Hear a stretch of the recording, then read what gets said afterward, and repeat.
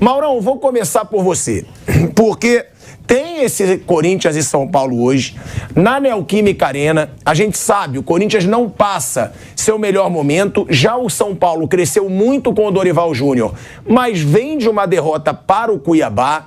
E aí a pergunta é, Mauro, tem favorito para esse clássico? E o que esperar do jogo de hoje? Porque muitas vezes a gente deixa claro aqui, Corinthians não vem jogando bem. Hoje precisa jogar. Hoje precisa fazer a diferença em casa. Precisa fazer a diferença diante do seu torcedor. O que esperar do Corinthians e do São Paulo, que tem uma das melhores defesas do futebol brasileiro, se vai conseguir segurar esse Corinthians hoje em casa? Boa tarde a todos. Bem, o favorito é o São Paulo, para classificar. Para o jogo, o empate acho que é o favorito. Agora, o que esperar do Corinthians é uma pergunta difícil de responder, né?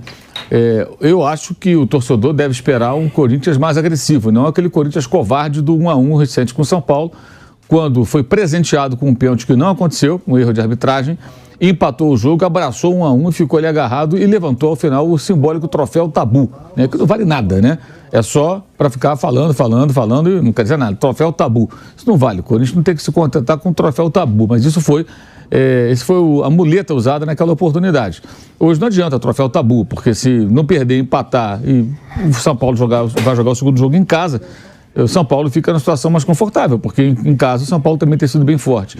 É verdade que o Corinthians venceu o São Paulo no Paulista, né, jogando no Morumbi, mas era outro momento, outra situação, treinadores eram outros, tudo mudou de lá para cá, jogadores saíram, chegaram. Então, acho que a responsabilidade nesse jogo é do Corinthians, de fazer um bom jogo, de vencer.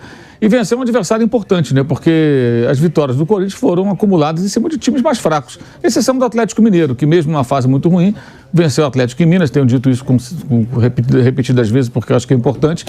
Nunca é irrelevante, né? Ganhar do Galo lá dentro sempre é difícil. E o Galo tem bons jogadores. A fase é ruim, mas os jogadores são bons. O time é bom, né? O grupo de jogadores do Atlético é bom. O conjunto não anda nada afinado. E o Corinthians venceu lá dentro. Isso aí, essa foi a vitória mais significativa. Contra o Universitário, muito mais pelo clima, pela adversidade ali do ambiente, um time muito jovem, mas hoje não é nem aquele time que vai jogar, né? Da garotada, com o Roger Guedes, com o Maicon, que também participou, fez gol e tudo mais. Hoje é um outro time, é um time mais maduro, digamos assim, do Corinthians, que deverá estar em campo. Eu acho que a responsabilidade de fazer um jogo e adquirir a vantagem é, obviamente, do Corinthians, né? E cabe ao São Paulo ter uma conduta, acho que parecida com a do jogo do Palmeiras, né? No Allianz Parque, quando o São Paulo estava melhor, sofreu um gol totalmente acidental, na falha do seu goleiro, no gol do Piquerez, que cruzou uma bola que parou dentro do gol, e não se abalou, continuou jogando melhor, voltou para o segundo tempo ainda equilibrado, empatou o jogo, virou o jogo, o Daronco anulou o gol, na opinião de quase todo mundo, exceto da própria CBF, anulou o gol de forma equivocada, foi até chamado pelo VAR, mas manteve a sua posição. E o São Paulo não só não se abalou, como fez o outro gol e venceu o jogo. Venceu os dois jogos do Palmeiras. Acho que cabe ao São Paulo tirar lições daquela noite e tentar repetir hoje o mesmo comportamento. Ou seja, ser um time equilibrado, seguro. E não o São Paulo de outros carnavais, né, que numa situação como aquela, quando sofria um gol como aquele do Piquerez, São Paulo ficava desarvorado, o time emocionalmente desabava, como foi, por exemplo, nos 4-0 daquela final paulista do ano passado. O Palmeiras fez um gol, o São Paulo se esfarelou, tomou de 4, poderia tomar até de mais. Isso aconteceu várias vezes na história recente do São Paulo, né, contra diferentes adversários. É que aquela noite foi uma noite assim, bem modelo sobre como se comportar na casa do rival, com torcida única, né? Tem essa aberração aqui em São Paulo, sempre é bom frisar. Torcida única cria ainda uma atmosfera ainda pior para o time visitante, não tem nenhum sujeito lá torcendo por você. E acho que cabe ao São Paulo isso. Mas a responsabilidade maior desse jogo é do Corinthians. No outro deve ser do São Paulo, né? A não ser que o São Paulo vença o primeiro jogo, aí aumenta ainda mais a responsabilidade corintiana. E o São Paulo tem jogado melhor. Os jogos do final de semana acho que valem muito pouco nessa avaliação, que assim, os 4 semifinalistas jogaram no fim de semana já pensando nos jogos de terça e quarta-feira. Isso aí é muito claro. Aqui no Brasil, assim, a Copa do Brasil, ela pauta o comportamento dos times do Brasileirão. E o Grêmio foi o único que ganhou, né? Ganhou, mas já ensaiando para jogar com o Flamengo, né? Jogando de uma outra forma, já mudou o desenho tático, a estratégia de jogo, claramente pensando, eu vou jogar assim hoje, porque o Grêmio parecia no sábado o Grêmio que jogou contra o Cruzeiro na Copa do Brasil fora de casa, contra o Atlético, só que em casa. E ele claramente também já pensava em preparar o time para o jogo de amanhã. E no caso, tanto São Paulo como o Corinthians jogaram contra outros adversários, mas é claro que o jogo de hoje estava na cabeça de todo mundo, né? Até porque o São Paulo e o Corinthians, eles não são, em tese, candidatos ao título brasileiro, né? O Corinthians muito menos, o São Paulo me parece que também não. O Grêmio é o vice-líder do campeonato. Ele pode sonhar em brigar pelo título brasileiro. Ainda mais se o Soares permanecer até o final do ano. Pelo jeito vai acabar tendo que ficar mesmo por aqui. E o Flamengo dispensa apresentações, é o elenco mais caro do Brasil. Deveria fazer algo melhor. Mas mesmo assim, acho que os 4 estavam pensando nos jogos de terça e quarta-feira, no jogo do final. Então acho que vale muito pouco, né, o que aconteceu no fim de semana. Hoje o Corinthians vai ser diferente do jogo com o Bahia, certamente, e o São Paulo também não será o do jogo contra o Cuiabá. Até porque a arbitragem não vai ser a mesma que garfou lá o São Paulo com 2 pênaltis bizarros, né, lá no Mato Grosso, aquela coisa horrorosa daquela arbitragem. Ô Vamp, o Mauro lembrou a situação do último clássico, né? Onde o Vanderlei Luxemburgo, inclusive, comemorou não ter sido o treinador que perdeu o tabu para o São Paulo na Neoquímica Arena. E aí a gente tem essa sonora, a gente recuperou essa sonora do Vanderlei Luxemburgo, o Kaique Lima recuperou pra gente, e eu queria saber se realmente tinha motivos para se comemorar. O Vanderlei Luxemburgo estava no seu 5º jogo pelo Corinthians, nessa situação, e foi uma partida muito ruim do Corinthians, mas não perdeu o jejum na Neoquímica Arena, chega hoje ainda sem ter perdido para o São Paulo no seu novo estádio. Vamos escutar aí o Vanderlei Luxemburgo. Existe uma coisa no futebol que você não consegue tirar fora, que pertence ao torcedor. E eu não queria fazer parte dessa história negativa. São Paulo não ganha aqui há 10 anos. Eu não queria ser o cara que perdeu aqui pro São Paulo depois de 10 anos. E os jogadores também não queriam ser os caras que perderam pro São Paulo aqui. Por isso o empate se torna um bom negócio pelo momento nosso. E você não quer marcado com uma coisa que ela é negativa por torcedor. Quem perdeu o São Paulo depois de 10 anos? O Luxemburgo era o técnico, fulano de tal, fulano de tal, fulano de tal. Então isso é um trabalho que a gente fez também. Por isso que no finalzinho, né, a gente deu aquela, não vamos perder, não vamos perder. Os jogadores também entenderam dessa forma, não é o medo de ganhar, é o momento que nós estamos vendo de estabilidade. E um jogo que é onde tem uma tradição do São Paulo, não ganhar aqui, o Corinthians está sempre sustentando isso aí. Eu não queria ser o cara técnico que foi. E os jogadores também não. Então foi uma coisa meio que emocional mesmo. Olha aí, Vamp, nessa situação, o Vanderlei Luxemburgo não tinha vencido um jogo sequer pelo Corinthians ainda. Ele estava sob uma grande pressão e aí ele comemorou o fato de não ter perdido esse tabu com ele como treinador. Agora, hoje, não tem esse negócio de tabu, não tem negócio, o empate pelo menos não perdemos pro São Paulo na Neoquímica. Hoje tem que ganhar, Vamp. E a gente sempre fala, por que esse Corinthians, na maioria das vezes, não joga bem? Hoje precisa jogar. Se quiser passar para a final da Copa do Brasil, sabe que vai ter depois um jogo com o Morumbi lotado. A torcida do São Paulo sempre vem colocando mais de 50 mil pessoas no Morumbi. O São Paulo vive uma boa fase e a gente está falando também do treinador que no ano passado venceu os 2 mata-matas. Venceu a Copa do Brasil e venceu a Libertadores, que foi o Dorival. Ou seja, já deve estar com casca de mata-mata o Dorival, sabe bem como portar o time dele. Então, hoje o Corinthians tem que jogar, né, Vamp? Boa tarde, Tico, boa tarde, Mauro, Flávio, boa tarde a todos. Tem que jogar, né? Não é Campeonato Brasileiro que é ir de volta, o Campeonato Paulista, né? Te leva a uma final. Te leva a uma final de um torneio importante que te coloca, sendo campeão, te dá dinheiro, financeiramente ajuda muito, e te coloca na próxima Libertadores do ano que vem. Né, das 4 equipes que está na semifinal, ainda tem esse ingrediente. São Paulo foi a única que não ganhou ainda a Copa do Brasil. São Paulo tem tudo na sua galeria de troféu, mas falta a Copa do Brasil. E a gente sabe isso, que você falou é verdade. O jogo de volta, Morumbi lotado, carga de ingressos praticamente vendido, todos que o São Paulino tá vibrando, tá voltando a ter confiança, o time jogando melhor. Né? Então não pode se apegar nisso no tabu, tem que sair para jogar. São 2 jogos aí, 180 minutos, você vai jogar em casa hoje, diante da sua torcida, não pode se pegar ao tabu, tem que sair para jogar, tentar abrir uma vantagem, porque sabe que no jogo de volta é totalmente outro cenário, né? É o São Paulo em casa, com sua torcida, o São Paulo que, com a chegada do Dorival, tem um aproveitamento muito bom dentro de casa, né? Tá jogando bem, então não pode os atletas do Corinthians, nem o torcedor que vai hoje, vai se apegar ao tabu, vai querer ver um time para frente, vai querer um time que possa jogar e levar de novo o Corinthians a uma final de Copa do Brasil, e para isso você tem que fazer o resultado positivo em casa. Né? Você vê que o Corinthians está chegando aí à semifinal, né? Praticamente ganhou todos os jogos dentro de casa, mesmo não levando para o pênalti, né? Contra o Remo, contra o Atlético Mineiro e contra o América Mineiro, né? E aí não tem mais o jogo de volta. Agora o Corinthians sai para jogar o segundo jogo fora. Nos demais jogos o Corinthians decidiu em casa, tendo que reverter resultados. Então nesse o Corinthians tem que abrir um 1-0 ou um 2-1, não tem mais gol fora de casa. E eu joguei uma semifinal contra o São Paulo de Copa do Brasil em 2002 e tinha um gol fora de casa, né? Primeiro jogo a gente ganhou de 2-0 no Morumbi, os 2 jogos foram no Morumbi, só que o mando de campo era do São Paulo, então o gol contou fora de casa. No segundo jogo a gente perde de 2-1 e vamos à final contra o Brasiliense. E aí o Corinthians ganha a Copa do Brasil em 2002. Agora, Vamp, você acredita que esse Corinthians possa jogar bem? Porque a gente está falando de um Corinthians que hoje vai ter o Renato Augusto. Quando tem o Renato Augusto, tem um certo otimismo. Sem o Renato Augusto, o otimismo diminui muito. Eu também vou passar essa pergunta para o Flavinho. Os números com o Renato Augusto em campo é bom, né? Então, com o Renato os números são bons. Então, com o Renato dá para ter um otimismo de que vai ser um Corinthians que jogue bem, criando chances de gol. Eu nem sei quem é a cavalaria, né? Eu vou te dar. Então eu te dou. Você sempre gosta de saber cavalaria. Se vai sair com 3 zagueiros, se vai sair com linha de 4, se o Rojas vai jogar, que tá aí, né, sentindo... O Rojas é bem em dúvida, O Rojas que teve ali um entorce, né? É bem jogo contra o Bahia. Mas tá na provável escalação.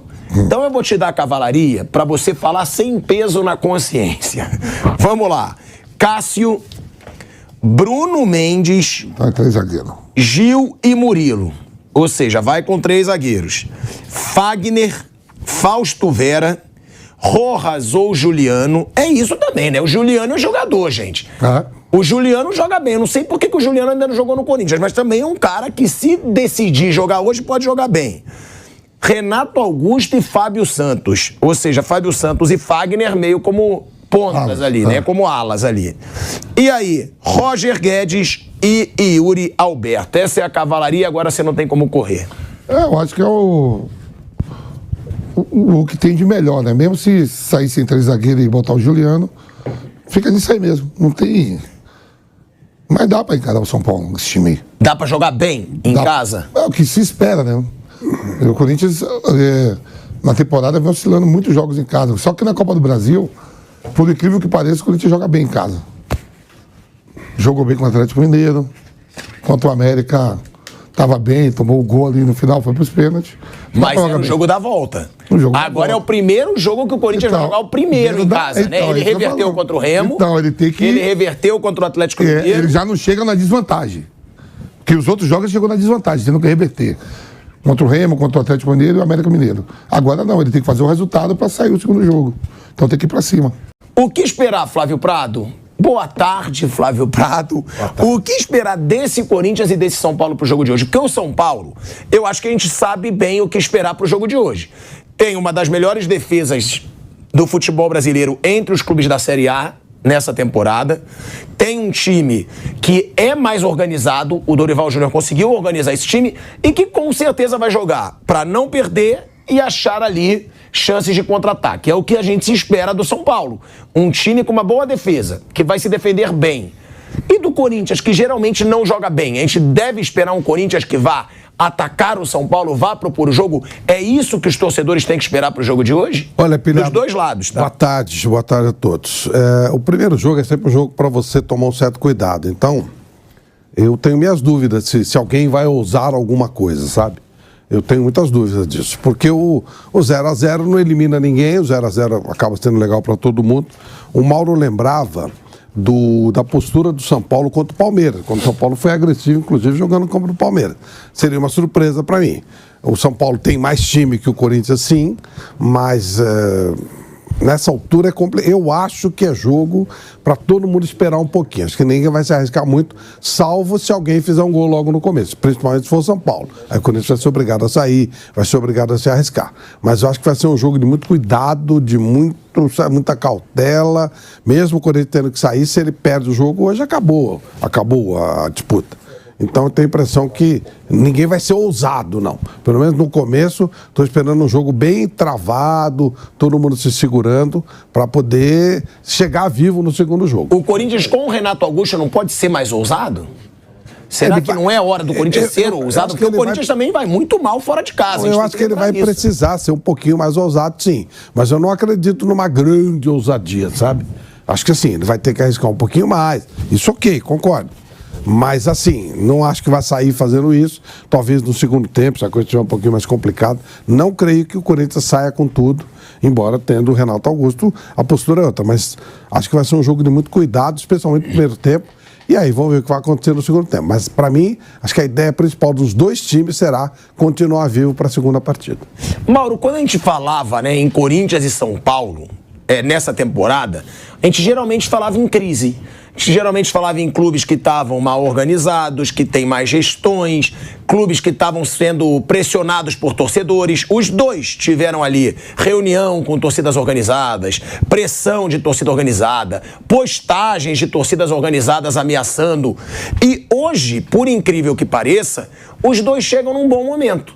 Porque o São Paulo, ele chega de uma derrota para o Cuiabá, mas já pensando nesse jogo, ele estava há um mês sem perder.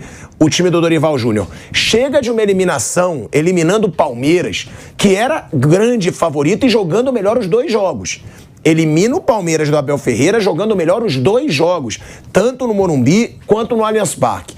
E o Corinthians, né, que já teve tanta crise, inclusive com o Vanderlei Luxemburgo, claro, não foram confrontos difíceis, tirando do Atlético Mineiro lá. Ganhou do Atlético Mineiro fora de casa pelo Brasileirão.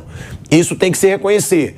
Mas o Corinthians vem de 5 jogos de invencibilidade com o Luxemburgo. São 4 vitórias seguidas, algo que não acontecia desde o Paulistão de 2021.